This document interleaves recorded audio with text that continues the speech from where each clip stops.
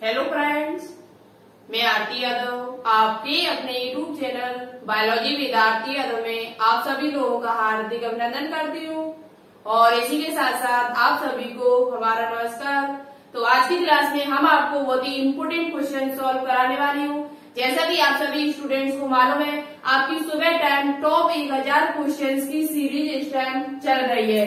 Top 1000 questions आपको हम solve करा रही हूँ और आज की क्लास में नंबर है वो 42 है। आज की क्लास नंबर है वो 42 है। अभी तक आपने पिछली सभी क्लासें नहीं देखी तो एक बार उन क्लास को जरूर देखिएगा। बहुत ही इम्पोर्टेंट क्वेश्चंस हमने वहां पर आपको सॉल्व कराए हुए जो आपके एग्जाम में आपको जरूर हेल्प करेंगे, चाहे आप किसी भी एग्जाम की तैयारी कर रहे हो 2021 में मेडिकल लाइन में। तो एक बार उन क्वेश्चंस को आप लोग जरूर देखिएगा।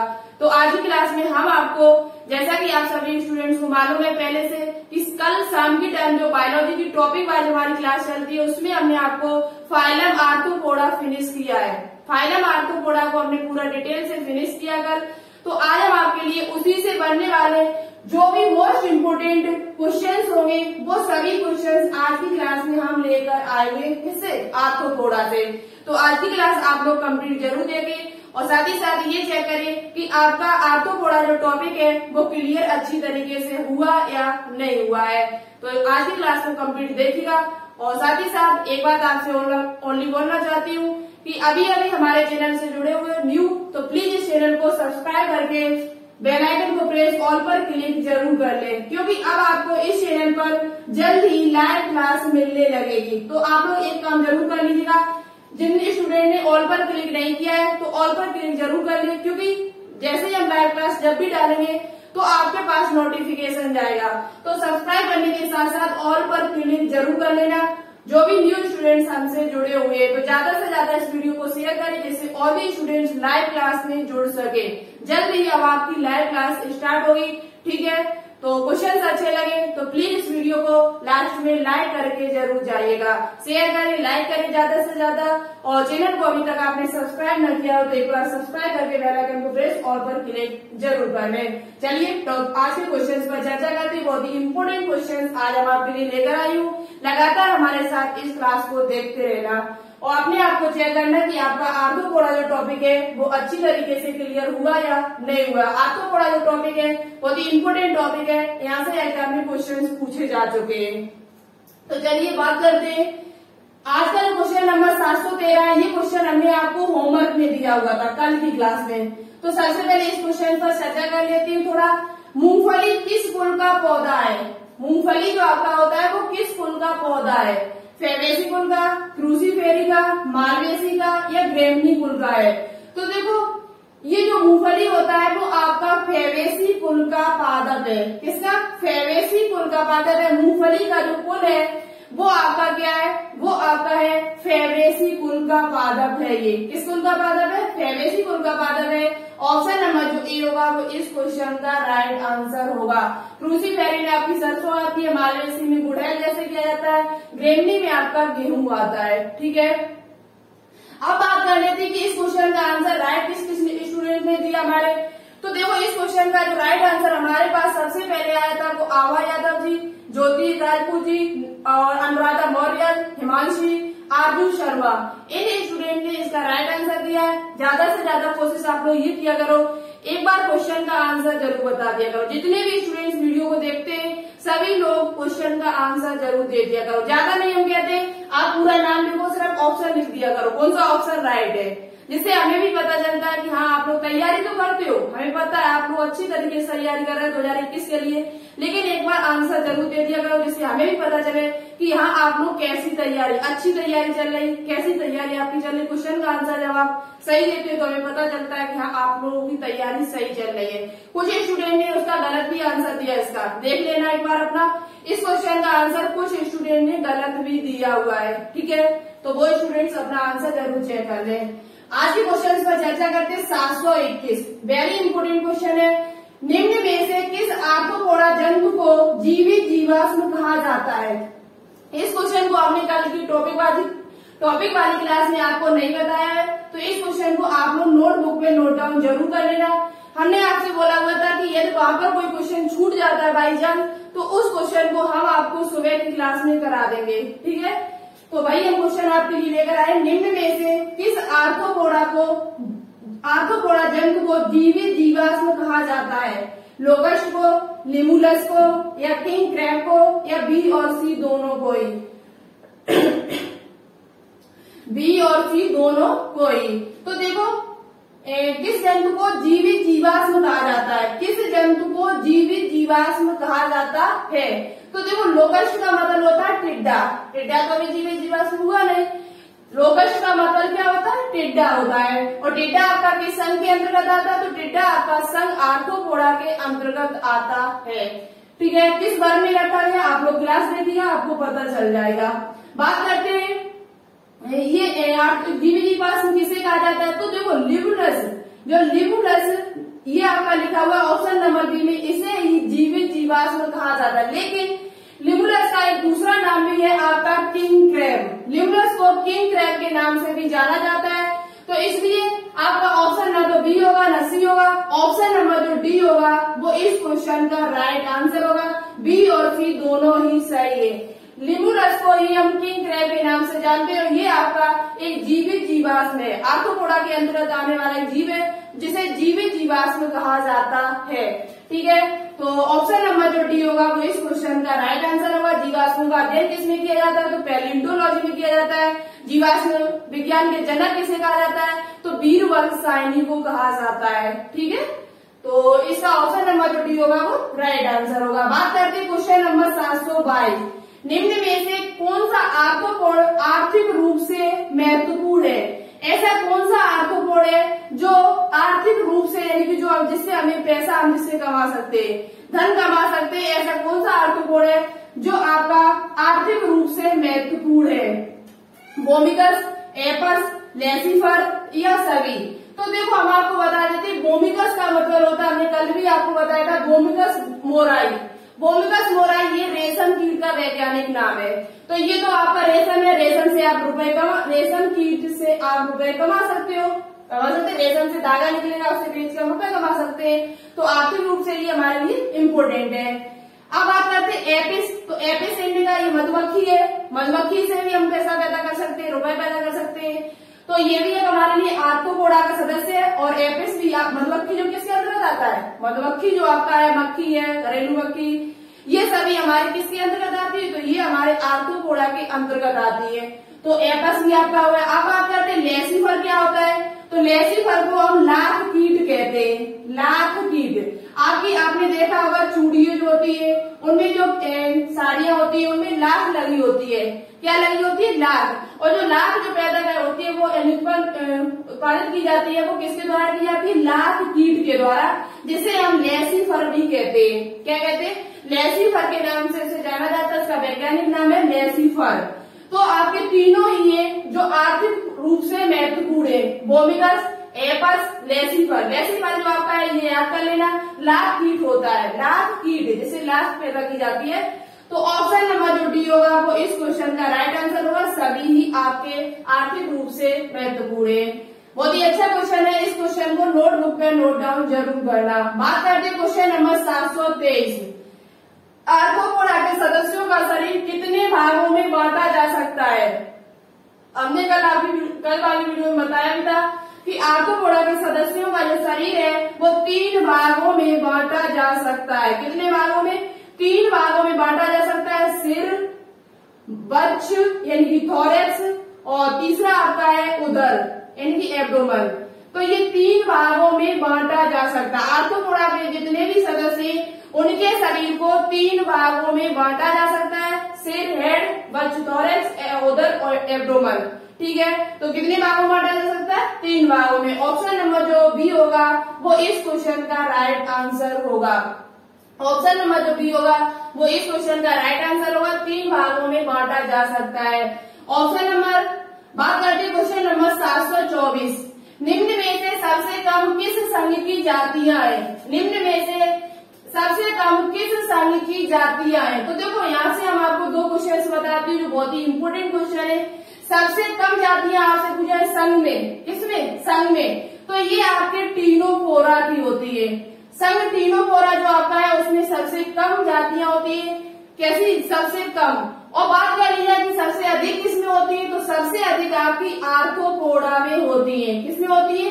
सबसे ज्यादा जो आपकी जातियां होती है वो आर्थ्रोपोडा में होती है। जंतु जगत में देख लिया जाए, पूरे जंतु जगत में, तो 2/3 जातियां आपकी आर्थ्रोपोडा के अंतर्गत आती है। कितनी? 2/3 जातियां हैं जो आपकी किसके अंतर्गत आती है? आर्थ्रोपोडा। इसलिए इसे जंतु जगत का सबसे बड़ा संघ कहा जाता है। लार्जेस्ट फाइलम पूछा जाए आपसे तो कौन सा आपका? वो आपका आर्थ्रोपोडा है। और सबसे कम पूछा जाए तो वो आपका टीनोफोरा है। तो आपसे सबसे कम ही पूछा गया था यहाँ पर। तो ऑप्शन नंबर जो बी होगा वो इस क्वेश्चन का राइट आंसर होगा। ठीक है, बात करते हैं क्वेश्चन नंबर 725। आप लोग टीनोफोरा के उदाहरण मुझे बताइएगा, क्योंकि हम आपको ये फाइलम पढ़ा चुकी हूँ। देखिए कौन सबसे अच्छा आंसर देता है। संघ टीनोफोरा के अंतर्गत इसका विशेष लक्षण क्या है? एक क्वेश्चन आपको बताना होगा कि टीनोफोरा का विशेष लक्षण क्या है। दूसरा क्वेश्चन आपको बताना होगा कि टीनोफोरा के अंतर्गत कौन कौन से सदस्य आते हैं, टीनोफोरा के अंदर कौन कौन से जंतु आते हैं। ये 2 क्वेश्चन आपको कमेंट बॉक्स में कमेंट करके जरूर बताएं मुझे। ठीक है, क्योंकि हम आपको पढ़ा चुकी हूँ। बात करते हैं क्वेश्चन नंबर, तो आर्थ्रोपोडा के अंतर्गत 2/3 जातियां आती है, इसको आप याद कर लेना। क्वेश्चन नंबर 725 है, मकड़ी में टांगों की संख्या कितनी होती है? मकड़ी में टांगों की संख्या, जो स्पाइडर होती है उसमें टांगों की संख्या कितनी होती है? मकड़ी जो आपकी है ये संघ आर्थ्रोपोडा के अंतर्गत आती है।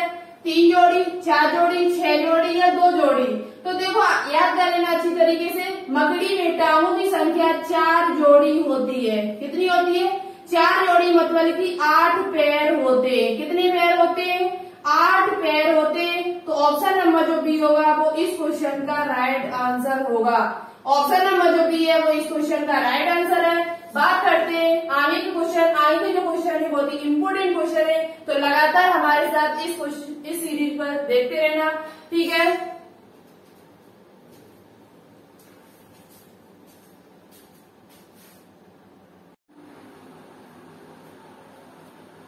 तो देखिएगा, बात करते हैं क्वेश्चन नंबर 726।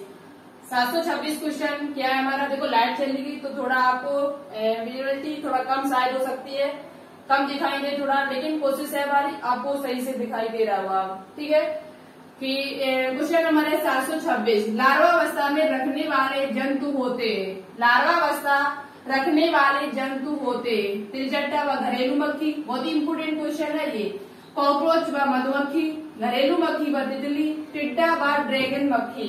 तो देखो लार्वावस्था हमने आपको कल बताया था, ये सभी जितने भी नाम लिखे हुए हैं चारों ऑप्शन में, ये सभी आपके किसके अंतर्गत आते हैं? तो ये फाइलम आर्थ्रोपोडा के अंतर्गत आते हैं। किसके अंतर्गत आते हैं? फाइलम आर्थ्रोपोडा के अंतर्गत, यानी इनके सदस्य है। और मैंने आपको बताया हुआ था शाम की क्लास में कि आर्थ्रोपोडा में जो परिवर्तन होता है, डेवलपमेंट होता है, वो डायरेक्ट और इनडायरेक्ट दोनों तरीके से होता है। डायरेक्ट भी होता है और इनडायरेक्ट। इनडायरेक्ट होगा तो वो लार्वावस्था उसमें भी आएगी। इनडायरेक्ट यदि हो रहा है तो लार्वावस्था भी उसमें आती है। तो वही आपसे पूछा गया है कि लार्वावस्था रखने वाले जंतु होते, लार्वावस्था रखने वाले कौन से जंतु इनमें से? तो देखो लार्वावस्था रखने वाले जो जंतु है वो आपका है घरेलू मक्खी व तितली। घरेलू मक्खी व तितली जो है आपका बटरफ्लाई, वो उसमें लार्वावस्था भी पाई जाती है। यानी इसका जो परिवर्तन है वो इनडायरेक्ट होता है। कैसा होता है? इनडायरेक्ट, क्योंकि लार्वावस्था इसमें आ रही है, लार्वावस्था से तब ये वयस में बदल गई, तो इसका मतलब है इसमें लार्वावस्था पाई जाती है। अब बात करते हैं कि घरेलू मक्खी में लार्वावस्था होती कौन सी, वो क्या नाम है उसका? तो देखो घरेलू मक्खी में जो लार्वावस्था है उसका नाम क्या होता है? तो वो आपकी होती है ग्रिब। क्या होती है? जो घरेलू मक्खी है उसमें जो लार्वा अवस्था उसे कहा जाता है मैगेट। क्या कहा जाता है? मैगेट। मैगट। घरेलू मक्खी में जो लार्वावस्था है उसका नाम क्या है? मैगट है। जबकि तितली की बात कर ली जाए तो तितली की जो लार्वावस्था का नाम है वो आपका दूसरे नंबर तितली का है कैटरपिलर। क्या है? कैटरपिलर। इस तितली की लार्वावस्था का नाम है कैटरपिलर, जबकि घरेलू मक्खी की लार्वावस्था का नाम है मैगट। क्या नाम है? मैगट। यही बात कर ली है मधुमक्खी क्या है? तो मधुमक्खी की लार्वावस्था होती है और ये भी आपका आर्थ्रोपोडा के अंतर्गत आता है। तो मधुमक्खी की जो लार्वावस्था है उसे कहा जाता है ग्रब। क्या कहा जाता है? ग्रब। मधुमक्खी की जो लार्वावस्था होती है किसकी, मधुमक्खी की जो लार्वावस्था है उसका नाम है ग्रब। क्या कहा जाता है, ग्रब कहा जाता है। तो मधुमक्खी की ग्रब होती है, और घरेलू मक्खी की पूछा तो मैगट कहा जाता है लार्वावस्था को, और तितली की लार्वावस्था को पूछा जाए तो कैटरपिलर कहा जाता है। ये क्वेश्चन तो आपके लिए वेरी वेरी इंपोर्टेंट है, वेरी वेरी इंपोर्टेंट है। स्टार लगा लेना इस पर कि पूछा जाता है एग्जाम में, और कई बार पूछा भी जा चुका है कि तितली की लार्वावस्था को क्या कहते हैं। तो तितली की लार्वावस्था को कैटरपिलर कहा जाता है। ठीक है, क्लियर हो चुका होगा। तो ऑप्शन नंबर जो सी होगा वो इस क्वेश्चन का राइट आंसर होगा। जब की बात कर जाए मच्छर की हो, तो मच्छर की लार्वावस्था को कहा जाता है रिगलर। क्या कहा जाता है, रिगलर। मच्छर की लार्वावस्था को कहा जाता है लिगरल। ठीक है, तो ये भी आप सही से नोटबुक पे नोट डाउन कर लेना। मच्छर की लार्वावस्था को कहा जाता है रेगुलर, मधुमक्खी की ग्रब में, और घरेलू मक्खी की मैगट, जबकि तितली की कैटरपिलर। अब आप करते हैं क्वेश्चन नंबर 727। आज हमारे 730 क्वेश्चन, लगभग 732 क्वेश्चन कंप्लीट हो जाएंगे।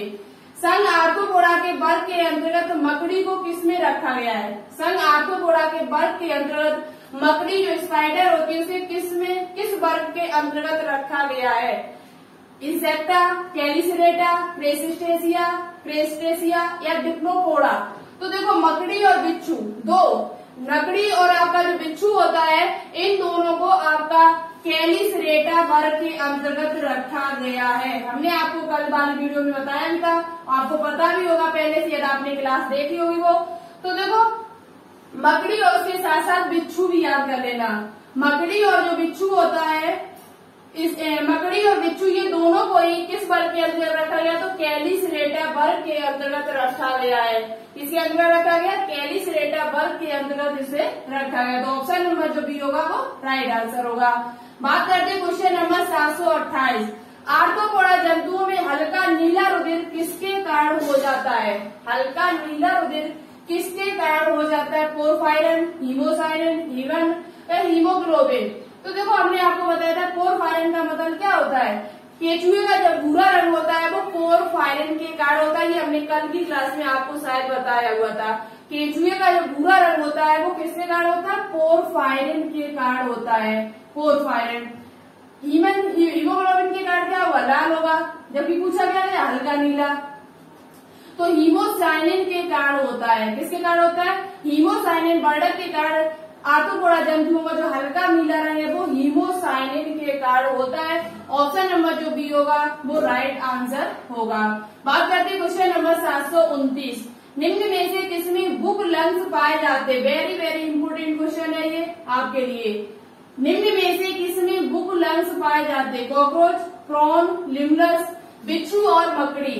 तो देखो अच्छे से याद करना, बुक लंग्स का मतलब होता है पुष्ट फेफड़े, यानी कि जिनके फेफड़ों का आकार किताब के पेज की तरह होते, जो बुक होती है उसकी पेज की तरह इस प्रकार से उनके फेफड़ों का आकार होता है, तो उसे कहा जाता है पुष्ट फेफड़े।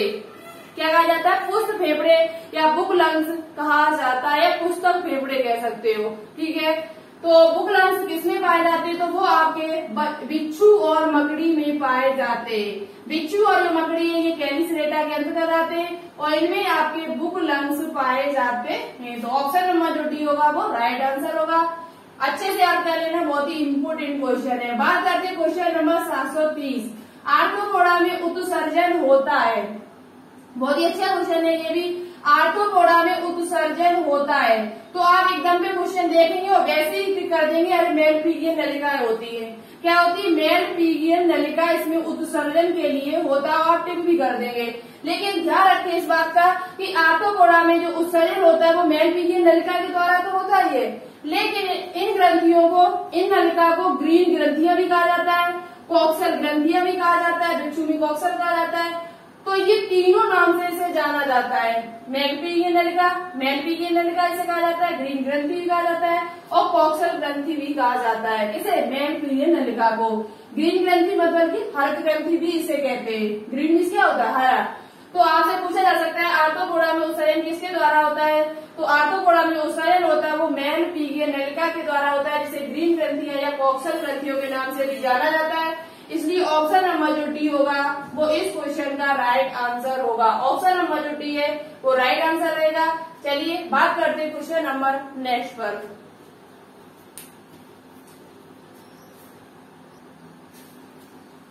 तो चलिए बात करते हैं आज के क्वेश्चन नंबर 731।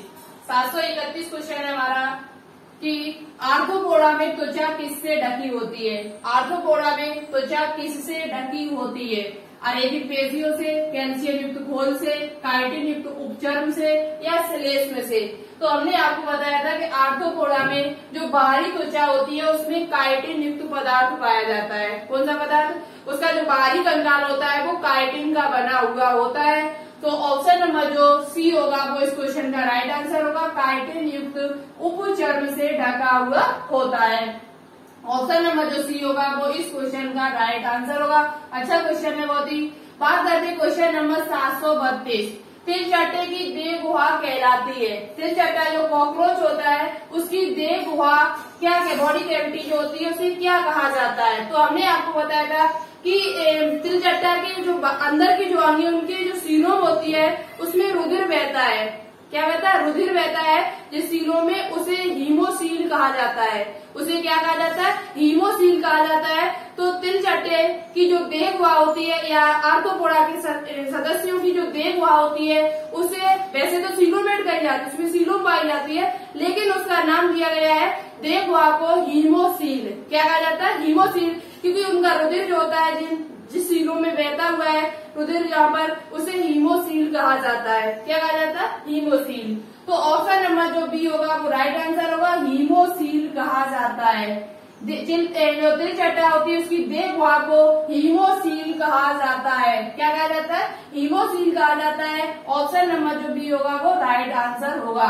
733 क्वेश्चन का आंसर आपको कमेंट बॉक्स में कमेंट करके बताना होगा। निम्नलिखित में से कौन सा लक्षण सभी आर्थ्रोपोडा के जंतुओं में पाया जाता है? निम्नलिखित में से कौन सा लक्षण सभी आर्थ्रोपोडा के जंतुओं में पाया जाता है? पुड़कायंत्र, पंख, ट्रैकियल ये तंत्र या संयुक्त उपांग। इस क्वेश्चन का आंसर आपको कमेंट बॉक्स में कमेंट करके जरूर बताएं। देखिए सबसे अच्छा और सबसे राइट आंसर कौन स्टूडेंट्स देता है। ज्यादा से ज्यादा कोशिश ये किया करो, आंसर जरूर बताया करो। कल की क्लास में हमने आपको बीच में क्वेश्चन पूछा, इसलिए बहुत कम स्टूडेंट ने आंसर दिया। क्यों? क्योंकि आप लोग लगता है पूरी क्लास नहीं देखते हो। देखो क्लास देखोगे तो आपको ही एग्जाम में हेल्प मिलेगी। यदि क्वेश्चन बाई चांस यहाँ से रख दिए, बहुत सारे क्वेश्चन आपको पता है सेम टू सेम देखने को मिल सकते हैं, क्योंकि एग्जाम पेपर किसी ने नहीं बनाया है। तो कहीं से भी क्वेश्चन आपसे पूछा जा सकता है। क्लास कंप्लीट देखा करो, आपको ही इसमें लाभ होगा। पूरी क्लास जब देखोगे तो बहुत सारे क्वेश्चंस आपके तैयार होंगे, बहुत सारे क्वेश्चंस आपके यहाँ से तैयार हो सकते हैं। तो क्लास कंप्लीट देखिए और इस क्वेश्चन का आंसर कमेंट बॉक्स में कमेंट करके बताएं। जो भी स्टूडेंट्स इसका राइट आंसर देंगे उनका नेम नेक्स्ट क्लास में लेकर जरूर आऊंगी। ठीक है, तो आज की क्लास आपको कैसी लगी कमेंट बॉक्स में कमेंट करके ज्यादा से ज्यादा सभी लोग बताया करो, जिससे हमें भी पता चले। क्लास को अभी तक आपने लाइक न किया हो तो प्लीज इस क्लास को एक बार लाइक जरूर करें और वीडियो को शेयर न किया तो शेयर जरूर कीजिएगा, क्योंकि अब आपको जल्दी इस पर लाइव क्लास मिलने वाली है। तो चलिए आज के लिए इतना ही। Okay, thanks. जय हिंद, जय भारत।